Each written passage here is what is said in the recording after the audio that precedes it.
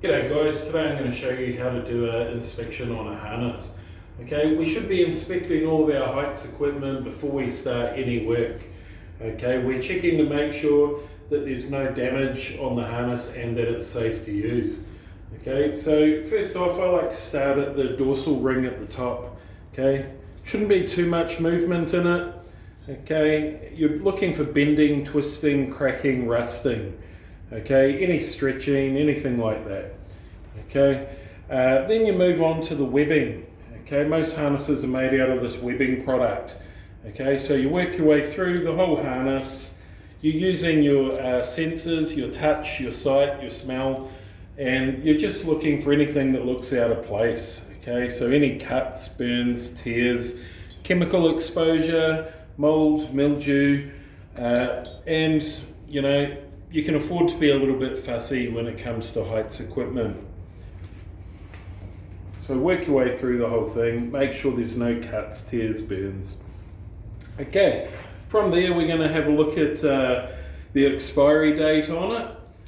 Okay, so sometimes it can be a little bit tricky to find, but you'll normally find it either tucked away in one of these folds here, or it'll be on a patch over here. So we've got our date of manufacture 2019, removed from service 2029. So you'll find all heights equipment is good for 10 years.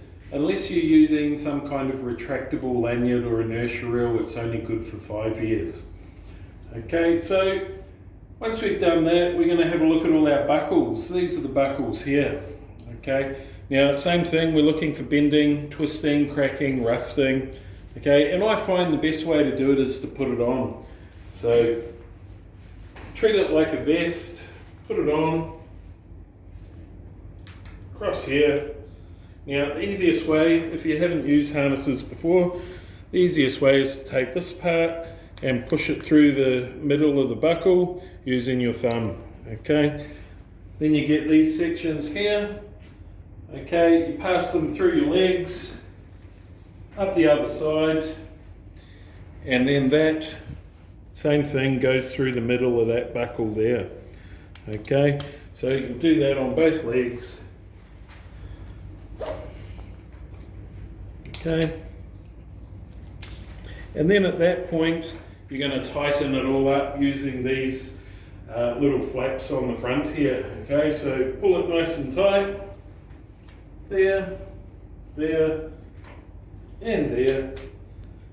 Okay, now you want to have it nice and firm. Okay, you should be able to get one hand in here, make a fist, and it shouldn't come out. Okay, that's how you know that it's tight enough. Okay, other ways to do it is you can put a finger and 2 fingers in there, and that's about it. You shouldn't be able to get more. Very important to keep it tight. If you do have a fall, you don't want to get injured by having a loose harness. Okay, so that there is a good fit for me. Okay, you should be able to reach the D-ring at the back.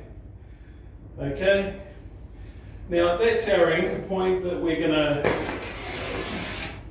either attach an inertia reel, or you can attach a lanyard to it like this. Okay, and that lanyard hooks up to an anchor point. Okay, same with the harness. You need to check the expiry date on the lanyard. Okay, so right here, where are we? Serial number, removed from service July 2028, and it was manufactured in 2018, so that's 10 years. Okay, this is the energy absorber. Okay, that's the part that slows you down if you have a fall. You need to also check that everything's double action. Okay, not single action. It shouldn't open up by itself. You have to do 2 consecutive actions to open it. Okay, good. So that's an inspection of your harness. Okay, and all the best, guys.